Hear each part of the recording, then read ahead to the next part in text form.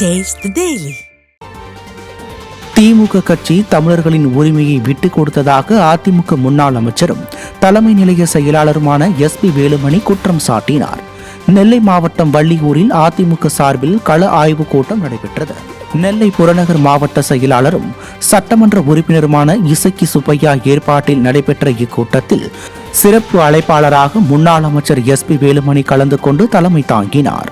அப்போது பேசிய அவர், அதிமுக பல்வேறு பிரச்சனைகளில் தீர்வு கண்டு தமிழர்களின் உரிமையை மீட்டெடுத்ததாகவும் திமுக தமிழர்களின் உரிமையை விட்டுக் கொடுத்ததாகவும் பேசினார்.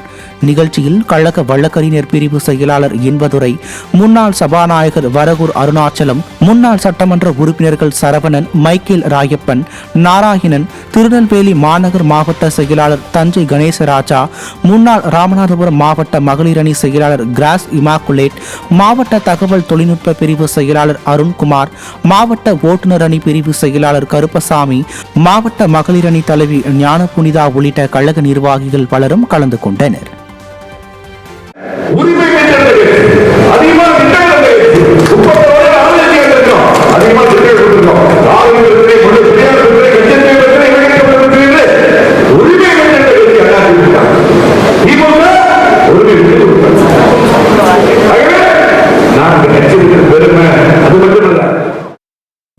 இந்தியாவிலேயே முடக்கப்பட்ட சின்னத்தை மீட்டெடுத்த வரலாறு அதிமுகவிற்கு மட்டும்தான் உண்டு என அதிமுக முன்னாள் அமைச்சர் தங்கமணி பெருமிதம் தெரிவித்தார்.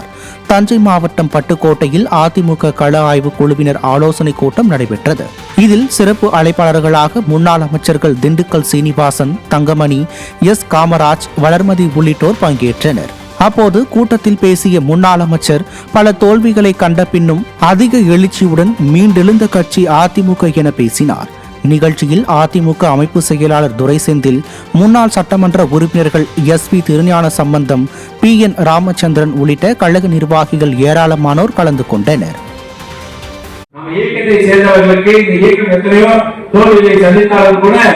மீண்டும் பழைய நிலைமையை விட அதிகமான வெற்றி பெற்றுதான் நாம் வந்திருக்கின்றோம்.